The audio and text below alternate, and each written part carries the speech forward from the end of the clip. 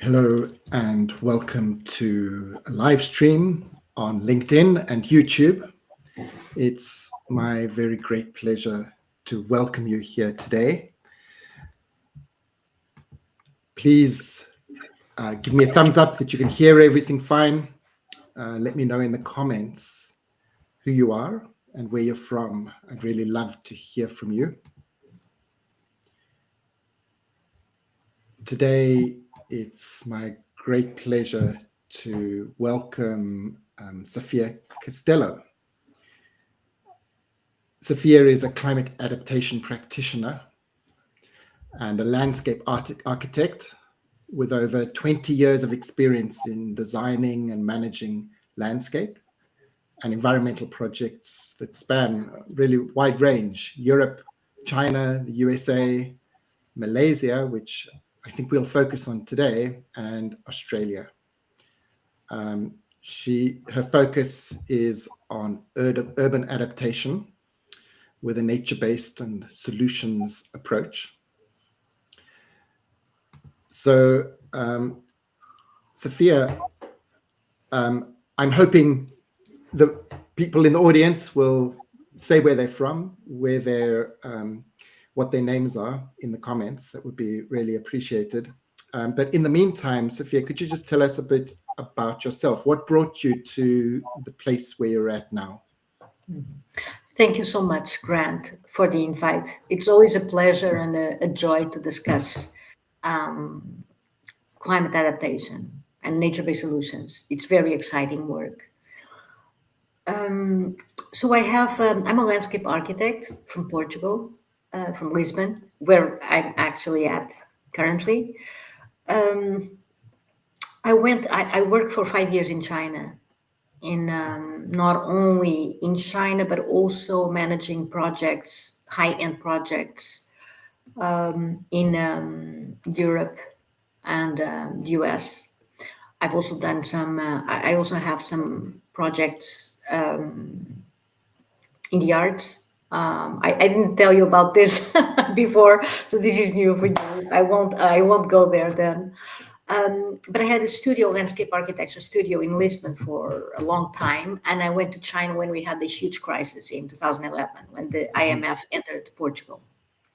And then in China, I was working in high-end projects all over the world. But I think all landscape architects are very into climate adaptation, because this is very, very much, it's very, very deeply connected to landscape architecture, particularly urban landscape architecture. And so I decided I need to take a break from this and start doing a PhD on climate adaptation, because I want to shift using my knowledge in landscape architecture to prepare and adapt urban areas to what's coming. Mm-hmm. And that's what I did. I did the academic year of the PhD, and then I went to Malaysia. I found this organization, Think City. It's a very interesting Malaysian organization, and with very motivated people. It's my boss, Hamdan Majid. He says that we're in the business of putting ourselves out of business. So we're in the business of being catalysts, initiating change, so others can then continue the work that is necessary. Not that we don't continue the same work, but we're always exploring. We're always on the front lines. And that was what happened. So I went to Malaysia. I lived there working as director of the climate resilience team for 4 years. And then now I'm a consultant for Malaysia still. While I was there, I designed the first urban climate adaptation program for Malaysia, the first one. And I also led the application for the Adaptation Fund to receive $10 million for execution. And meanwhile, there were many other projects developed for Shaolan, but they are still ongoing. So I will wait for to share my presentation to start talking about them. I think it's probably best. Yeah, thank you. That's great. Great introduction. Indeed, we're in the business of trying to put ourselves out of business. Make people resilient, address the climate crisis. So that's fantastic. I'd be really thrilled. I know the broadcast is going out fine, but no one yet has introduced themselves. Please do in the chat. We'd love to connect with you and hear from you. And during the entire session, we will have also time for questions. Please put your questions in the comments, ready to receive them at any time. So let's jump in and talk a little bit about the current work that you're doing in Malaysia. You're doing it with the organization Think City, aren't you? So I think probably it's best if I share my screen now. Can I? Absolutely. Just to mention to people up here, there's a little QR code. If you want to find out more about Think City, Sofia is going to mention them, I think, and give some details. Do share your screen, Sofia, and I'll get it online. And then I'm going to show that on the stream. Yeah, please tell us about what you're doing, and maybe click that little word that says hide there next to the stop sharing button so that you can see your full screen. I didn't realize you could see that. I thought only I could see that. Okay, now we've got it. Okay, so here we have a view over Georgetown, which is in Penang Island, in the state of Penang in Malaysia. And I'm going to start by talking about the first urban climate adaptation program that was developed for Malaysia, the nature-based climate adaptation program for the urban areas of Penang Island. So the project was initiated by Think City. I've briefly talked about Think City before in the beginning, but it is an impact-driven organization focused on urban challenges, particularly in terms of culture, heritage, and sustainability. The four main areas of impact are placemaking, resilience, analytics, and conservation. You can see here now that the team is bigger, but it's not, I would maybe a third bigger, I would say. It's never, it's an organization in which people are very, very driven, very enthusiastic, and there's a lot of self-initiation and freedom to develop, to initiate new projects. So the nature-based climate adaptation program for Penang was initiated, the design was initiated in 2019. But we reached out to the City Council and to the Department of Drainage and Irrigation to execute it together with us. So the goals are to use nature-based solutions to reduce climate impacts in Penang, reducing threats to human life, infrastructure, and property. It is fully science-driven in design, and it seeks the assessment of impacts. So what we want to do is that everything, all components, all activities will be assessed, and the impact will be shared. And we hope that, obviously, we hope to learn while we're executing. We started by looking at the main challenges the island has. So the first one is heat stress. So Malaysia has an equatorial climate, and this is very concerning because the areas that are most at risk are areas of humid heat. So when you have a combination of high temperatures with high humidity, air humidity, this is very concerning because it puts human lives in danger, human and animal lives in danger. There's a threshold called the wet pole, which is a combination of the two, after which humans cannot survive.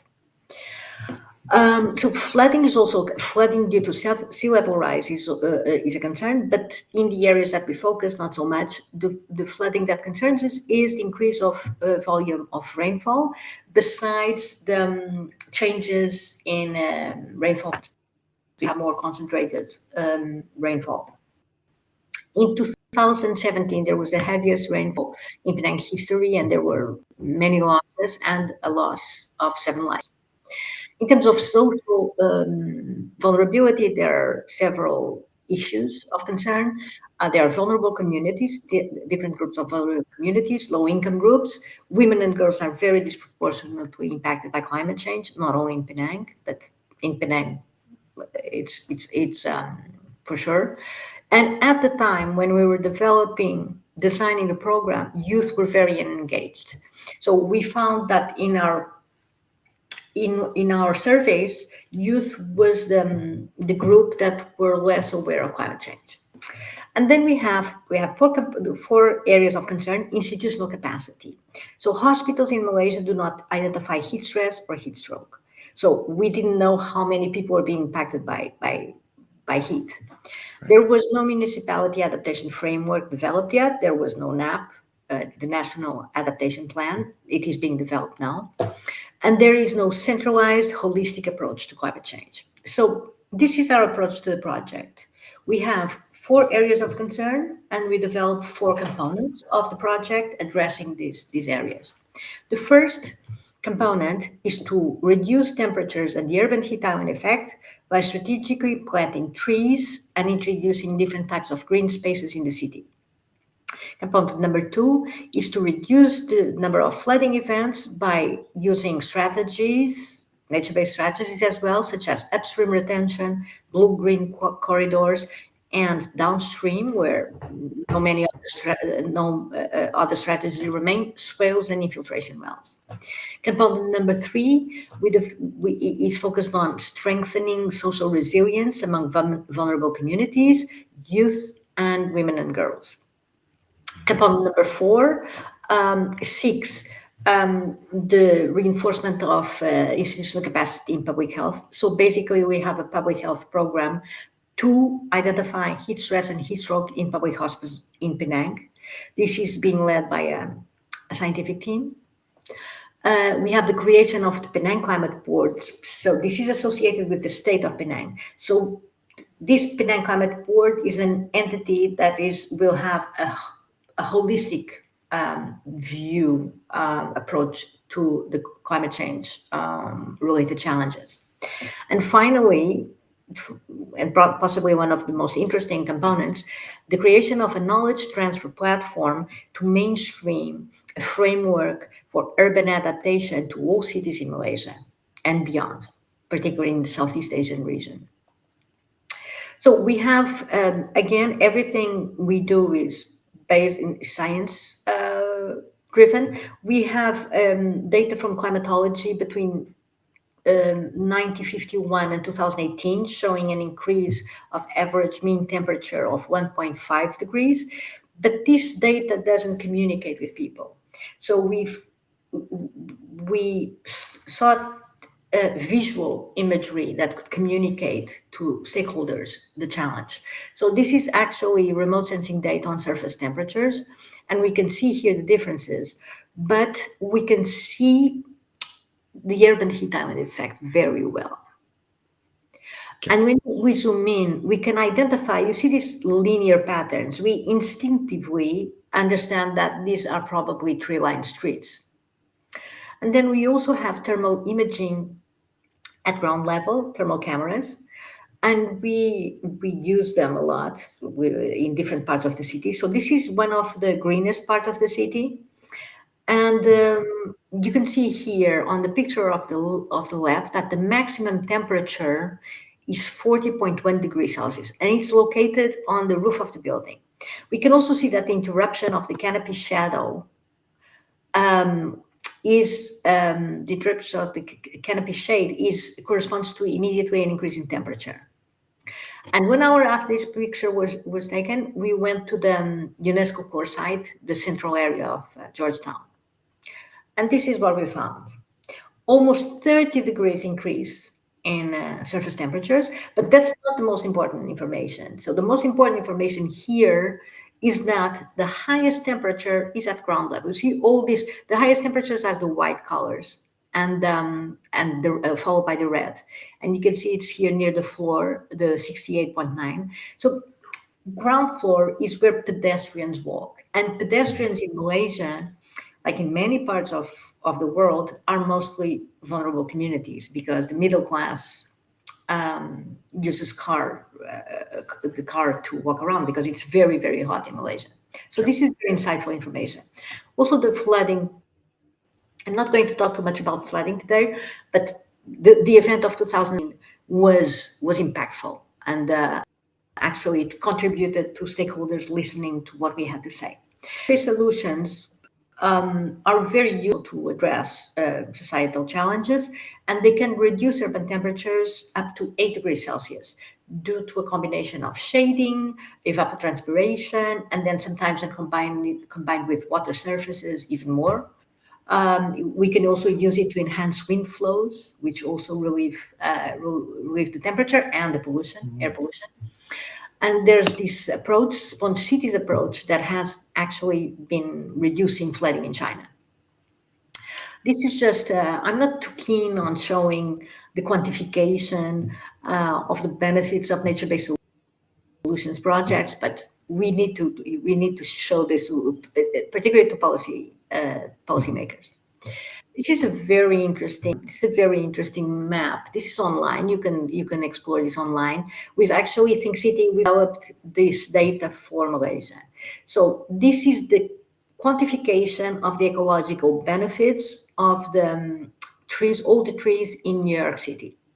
And they are quantified in a unitary value and also translated into monetary value.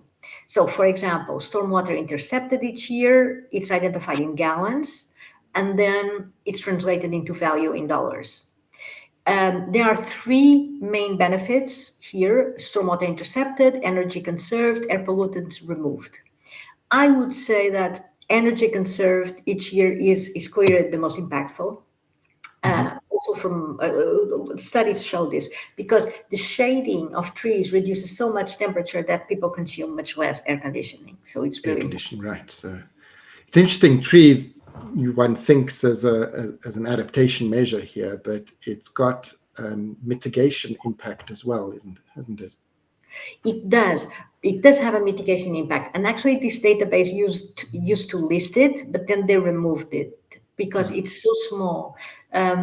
Trees, for instance, the areas that sequester more carbon are peats and the mangrove forests. Urban trees do sequester carbon, but in terms of scale, it's very small. Its impact is in the energy conserved, right? So exactly. It's reduced emissions from the air conditioning energy use. You're completely right. And sorry, I was not I was not looking at that part of the matter, because usually, actually, when we quantify, and we in several projects we do quantify the mitigation value of the urban greening. We do quantify the sequestration, but actually we go to get the energy conserved, the carbon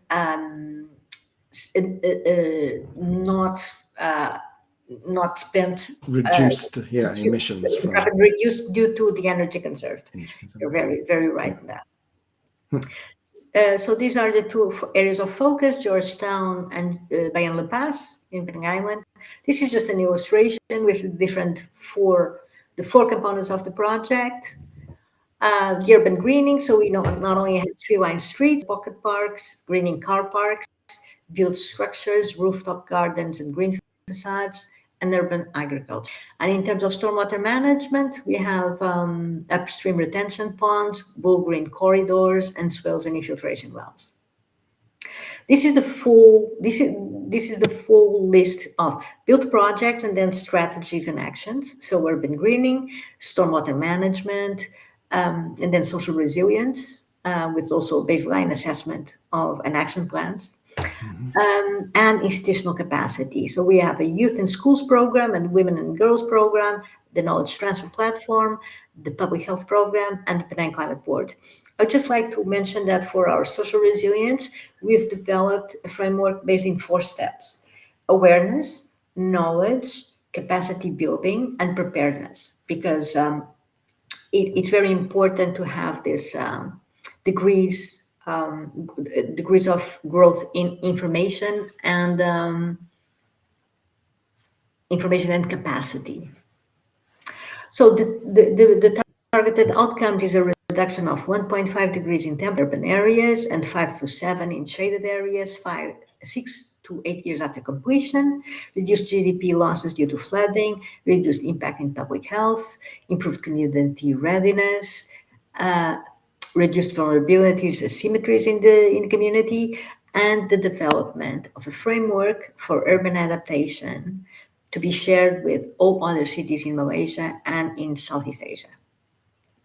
These are just some, we've had so many events, exhibitions, we need to share the project because there's a lot of capacity building in sharing and organizing exhibitions together with different departments or different institutes. This is very interesting, community outreach. So we've had several phases of community outreach. In the first phase, we've started with workshops and focus group discussions. And we've invited community leaders, policymakers, different representatives of professional institutes in Malaysia to discuss. And I was in all these discussions, and 100% of them at the time. This is the second phase. So the first phase was in 2019. 100% of them at the time said clearly the problem is flooding due to rainfall. The problem is not heat. And this is understandable because this was just 2 years after a very big flood, the one I mentioned.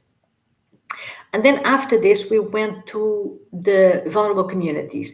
And the engagement is local and it's special. It's different because we have different cultural groups.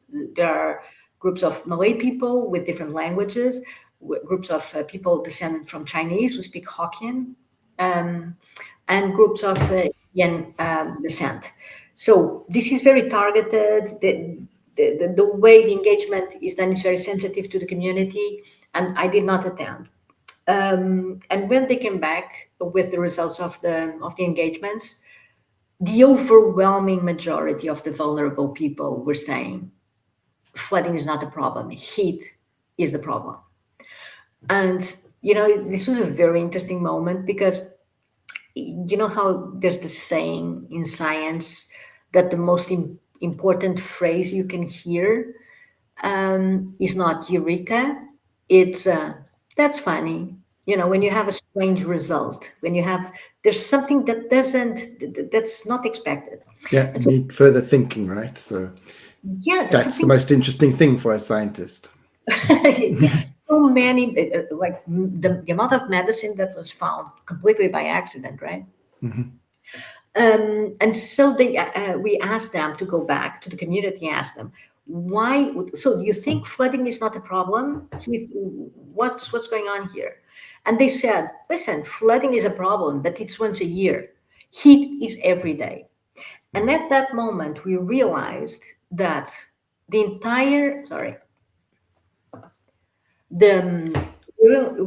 realized that everyone we had invited for the workshops and focus group discussions, as ourselves, live in air-conditioned houses, work in air-conditioned offices, and use air-conditioned transportation. It's very difficult to be in Malaysia without using air conditioning. But the vulnerable communities don't have it. So, and they clearly said it's much hotter now than 10 years ago. So what we realized was this is not, the vulnerable communities are not only the most vulnerable and exposed to what's coming, they are the most aware. And their insights are the most valuable because of this. So this was a great moment. This project had lots of moments like that. I'll share it, one or two more. So we got the Adaptation Fund grant, $10 million for execution in 2022. But before that, so it was very exciting because in January 2020, so less than 6 months of initiating the project, we won the award for the best climate project by a global city. So we were shortlisted together with Miami, Khartoum, Dublin, and Salvador. And this is given by EIT Climate Kick, which you are certainly familiar with. So this was very exciting. The monetary prize was of 60,000 euros, which is quite a lot for this kind of prizes. So this was very good because not because of necessarily the honor or the monetary prize, but this supported us with local stakeholders and the government. Right. This is extremely important. And then we got the funding in 2022, but actually the program was properly launched in 2023, initiated. Then we also, in September 2023, we won another award, the XAIM Award for Best Environmental Management by Islamic City. So these are excellent things. The program was initiated, so this was in October 2024. You can see here the Youth Climate Summit of Southeast Asia. It's under the youth program.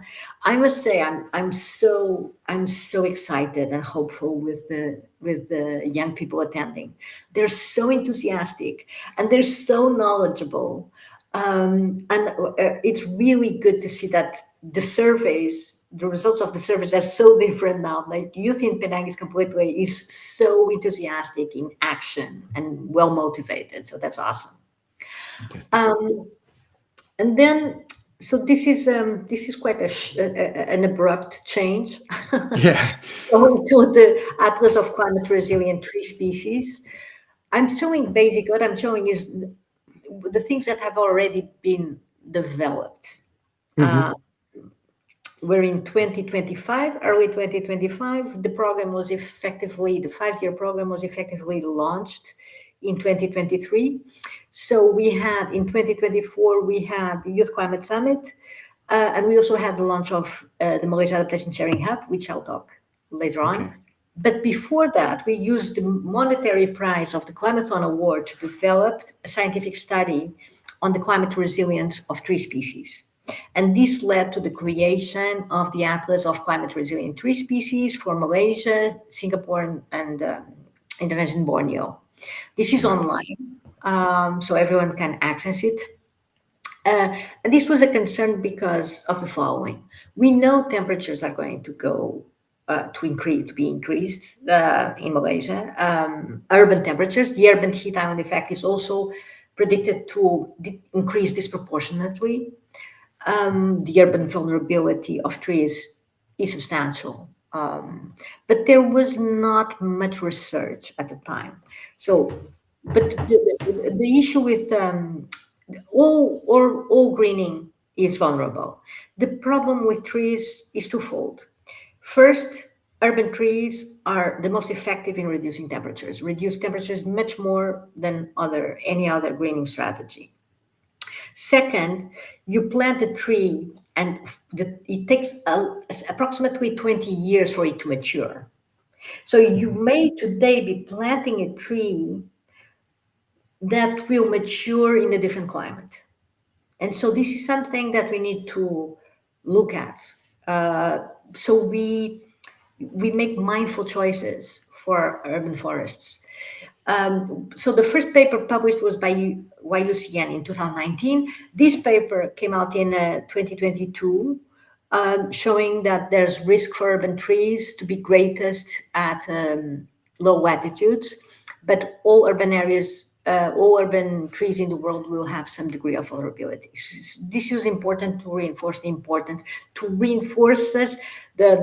of our work. So this is the visual abstract of the paper. We've had experts workshops with around this topic. This is some of the result. The species least sensitive to climate change with 0 sensitivity traits, and then the most sensitive. This is an example of what you can find.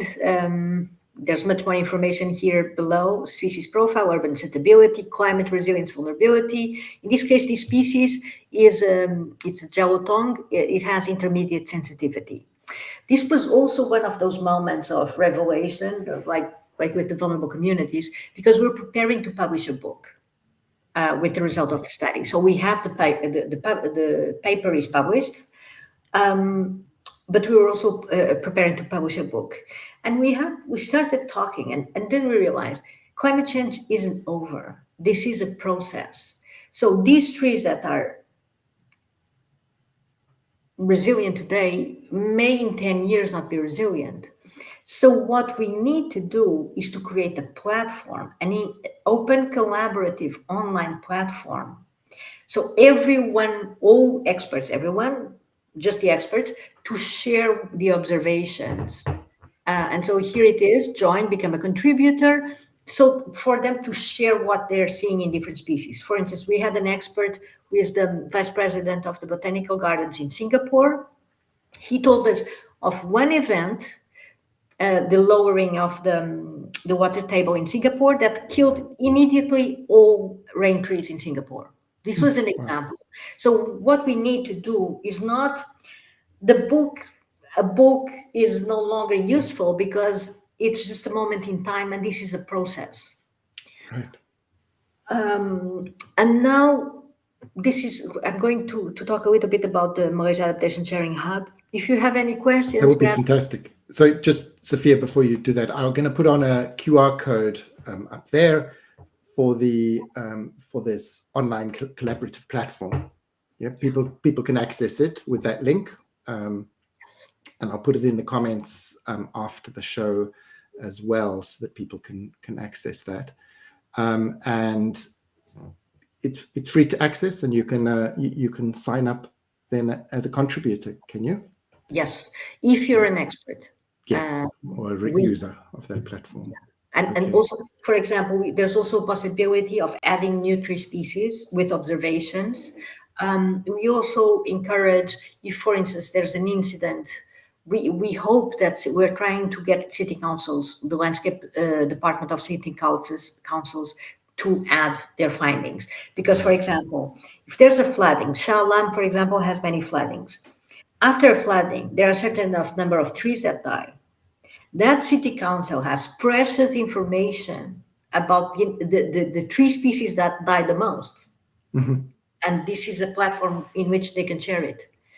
And this was, we thank, actually, this was fully sponsored by the Climaton Award. So this was actually sponsored by the European Union. Okay, fantastic. So we're getting lots of people scanning the link. I can see here. It's fantastic. I'm really keen to hear about the MASH, Malaysia Adaptation Sharing Hub. That's what it stands for, is it? Yeah. So before that, so I'm going to, before I show the next image, I'd like to say that we were developing, we have this platform, we have this component, which is subcomponent of the institutional capacity, which is the knowledge transfer platform, to mainstream a framework and to share knowledge about the project.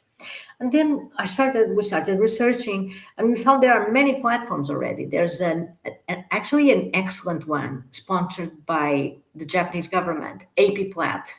It's a platform for adaptation for Asia Pacific, the Asia Pacific region. And they have a tremendous amount of tools, very useful tools. And I was talking with the people in Malaysia, and the thing is, even the experts were unaware of this platform. So we realized that something was missing. It's creating a platform is not enough. At the same time, we thought climate change is a huge problem. We need to accelerate. We need to help other cities accelerate adaptation. And this is the image I'm going to show. This is a paper, very interesting paper from 2020, The Future of the Human Climate Niche. Sorry. And so the areas you see here in magenta are areas that are going to lose human climate niche according to increasing temperatures, which you can see here on this bottom center. And this is very concerning because this is what I was talking in the beginning. We're talking about the wet bulb, a combination of high temperatures with high humidity, which beyond a certain threshold, humans cannot survive in non-air conditioned areas for more than 6 hours. this is very serious and daunting data. Absolutely. Yeah. Essentially, high humidity means you can't cool your body, right? Yeah. No matter how much you perspire, it's not going to cool you down. Yeah. Yeah. Essentially, we are mammals. Mhm. So we self-regulate our temperature by perspiration. And when you have high humidity because of osmosis, you cannot really perspire. So you cannot you stop being able to self-regulate. Self-regulate, indeed. And so we designed, so besides working with Think City, I also work on, I'm a researcher in Lisbon, and so this is a paper I wrote about the process of designing a knowledge transfer model for accelerating urban climate adaptation in Malaysia. This is based on change theory and systems of innovation theory. Mm-hmm. And we've come up with this, basically. It's the Malaysia Adaptation Sharing Hub. We need to bring, to create a network to bring people together in person. Even if only to share the knowledge of that's contained in the Penang program or in the AP plat, it's already good because they are not aware. Most local governments are not aware. And so who are the important partners? The policy partners, local governments, scientific institutions, and communities, representatives of communities, NGOs, CSOs. And what we've developed was the most simple possible strategy, a 3-step annual program, starting with the vulnerable communities engagement, precisely because of what I mentioned early on, that the vulnerable communities are the ones that are more acutely aware of what's going on. Mm-hmm. And then we have a 2-day meeting in person in Malaysia, but with all the stakeholders. And we have in the Malaysia Adaptation Sharing Hub, we have 13 cities and 4 states, and also representatives of the federal government. And so we have a 2-day meeting discussing the challenges and the policies. And a condition for this, for MASH, is that all cities commit to launch 2 new adaptation-related policies per year. So the final step is of the annual program is an online meeting in which the 13 cities announce the 2 policies that they have chosen from the ones we discussed in the online meeting in Penang. So basically, this is the strategy. Scientific institutes are the knowledge partners. Local governments are the urban policy partners. The communities are the local CSOs and NGOs. And it's a 3-step program. It's centered and funded partially by the PNB cap. We don't have enough funding because this is different from what we proposed to the adaptation funds. This is beyond what we proposed. But the issue with adaptation is that climate change is a new challenge. Mm-hmm. And we need to step up by listening and looking to what is happening. So we need a learning approach. Yeah. It's essential. We cannot have a static approach because it won't be effective to a challenge that is an ongoing, mutable, evolving challenge. Right. And So you then created a learning approach that really starts from that understanding in the communities, the vulnerability assessment. That's happening each year as you see Each how year. things are evolving, how things are changing. Exactly. And also not only that, but we, even though this is urban focused, we also consider possible to have the vulnerable communities engagement in different areas. Mm-hmm. It can be in agricultural areas. This year we had the sharing of the Orang Asli, the native communities, the native people of Malaysia. It was done by Kami. It's because the vulnerable communities engagement can be done by any organization. This is all very, first of all our process, the entire process of the PNB cap MASH is transparent, fully transparent. And we want all stakeholders and partners to take charge of different components. So this is not at all Think City or Penang in control. We want to empower all these different partners to take ownership. Okay. And then Yeah. the annual targets, the two new adaptation-related policies. So we already had the first meeting of MASH. So this annual meeting, it happened in October, late October, That's 2024. an in-person meeting, the annual meeting. It's an Penang. annual Right. meeting Yeah. because And it's we face to face. face-to-face in Penang with all stakeholders, the 30 representatives from 13 cities, from I don't remember the number of NGOs and CSOs. We learned a lot. All of them presented. So all of them had a task. All NGOs and CSOs presented the findings they were, what they were seeing in the ground related to climate impact. Right. All of them.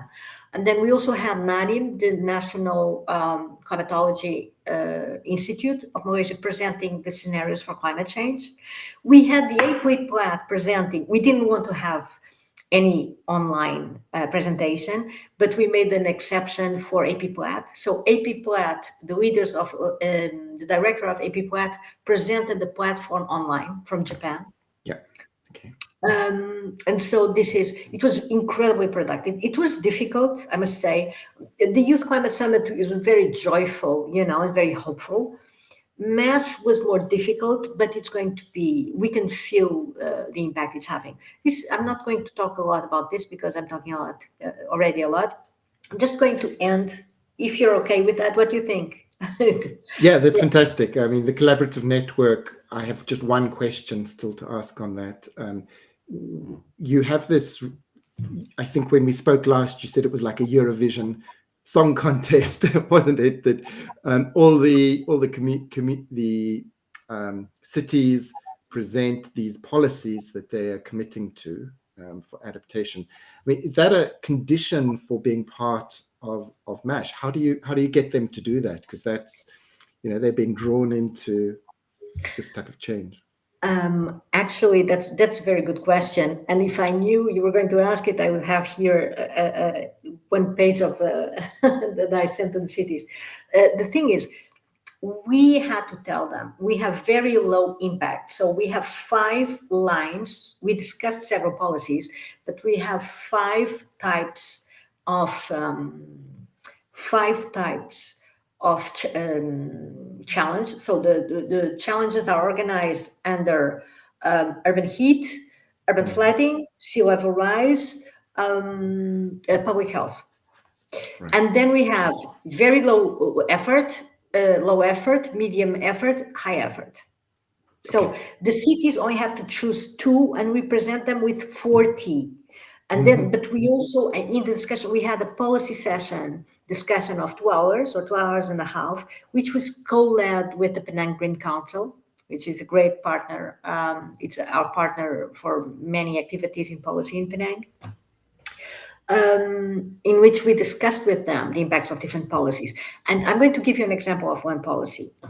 One possible policy was just to have the city open an account in the ACRES platform, the landscape department of the city. Okay. This is very easy to do. So to bring the cities on board, we tell them the 2 policies, you always have 5 policies that are very low effort. Mm-hmm. What is our anticipation? We'll see. I'm very excited too, because I suspect we're going to have many surprises. But what we think is that the cities are going to surprise us in their ambition. Right. This is what I believe.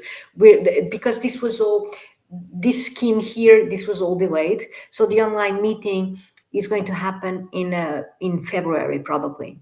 Okay. And this is an online meeting I was sharing with you because we're both European and we know the Eurovision contest, because how I envision this online meeting taking place is the stakeholder who's taking charge of the session can be Think City, can be the City Council of Penang, MBPP, but it probably will be Think City. We'll just call the names of the cities. For example, Chao Lam, which two new policies will you announce this year? And they will, in the name of Chao Lam, we will announce these 2 new policies. Yes, okay. which you can recognize as completely a Eurovision type of approach. Yes. But this is because we don't want, the main focus is on discussion. The vulnerable communities consultation has no weight on the cities. No one has to, this is just one stakeholder doing it. We need to make the process feasible. So we need to take it lightly. Okay. Good. Yeah. So just some final inputs then, Sophia, because we're running out of time. You can carry on. Can I 1 or 2 carry on? minutes more? We need to bring things close. Okay, this is just the final. This is just to demonstrate that we can reduce the temperatures. This is a paper published. This is again my scientific activity, not Think City, but actually I've evaluated several streets in Think City, and streets. In this case, this is a project by Think City. And you can see the trees. In 2000, there were no trees. In 2023, the trees are not mature. And in 2050, they will be fully mature. And this is the impact on temperatures in the 3 dates.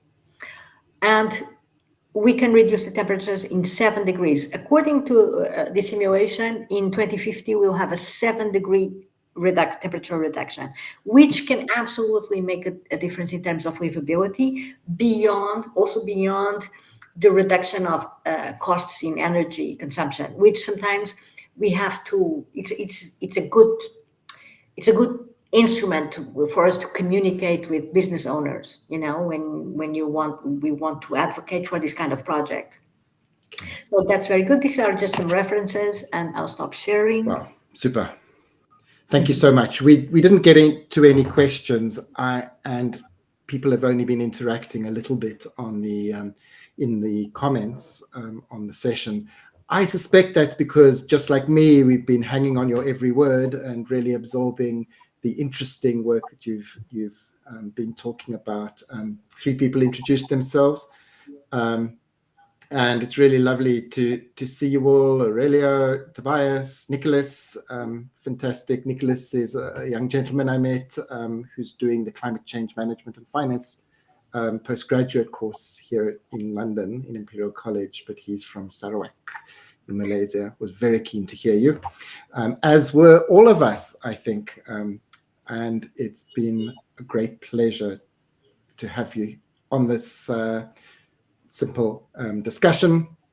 If you have questions, please, if you're listening to this, please do put them into the comments. I'm going to check it. Sophia, perhaps you'll also check the comments. I'll point out to you if there are any that are particularly asking you questions.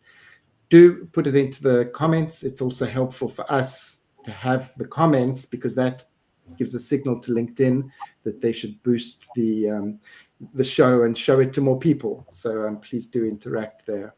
Really appreciate it. One final thing I want to say, you were talking about MASH and this knowledge sharing hub, and it's a type of collaborative network that you're building there. Really fantastic to see that as a model. And when I say we, I mean my company is doing a small survey. Its deadline is today. If you have a look at this survey, you can use the QR code that's on the screen.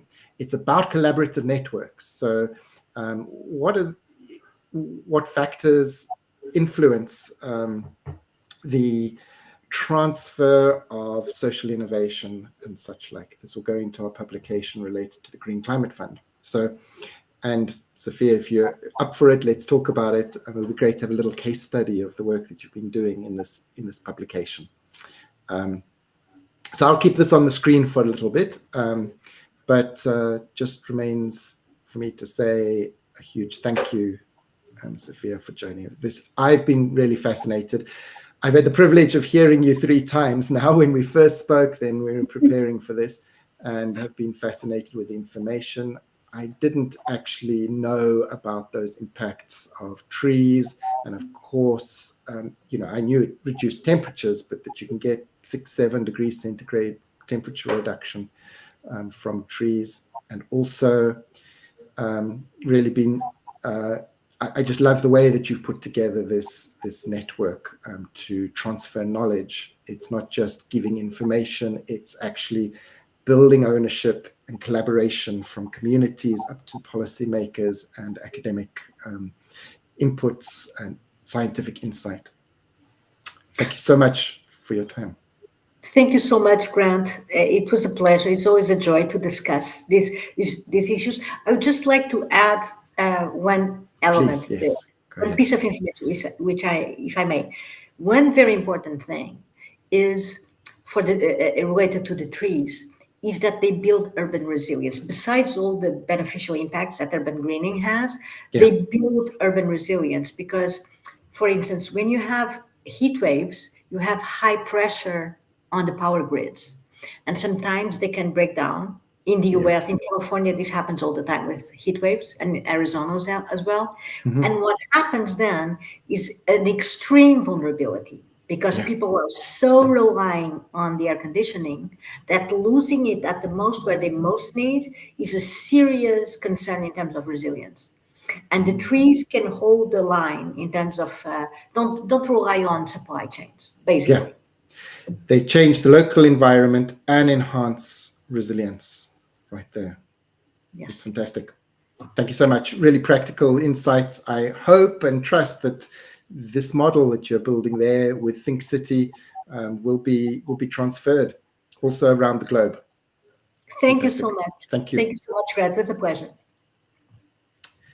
Right, so next week I'll have a discussion with a colleague of mine related also to urban resilience and mitigation. We're going to be looking in at one funded project under development related to urban resilience. So I hope you'll join me. It'll be the same time next week. And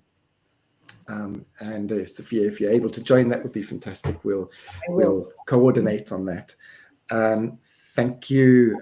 There are a few inputs on the chat. Thank you very much to all of you. Really appreciate it. Hope you have a good day. Bye. Thank you.